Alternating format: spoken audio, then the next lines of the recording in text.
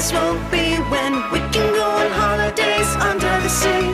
We'll spend the night in glass hotels and sleep in beds like big seashells.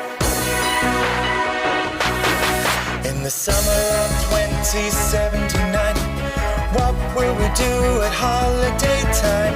Where will we go? What will we see? Who knows how the future will be?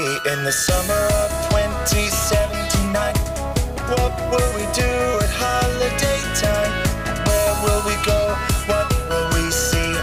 Who knows how the future will be? The world will be a brilliant place when we can holiday in outer space. We'll have a barbecue on Mars and fly around in cool space cars. In the summer of 2079, what will we do at holiday time? Where will we go? What will we see? Who knows how the future will be? In the summer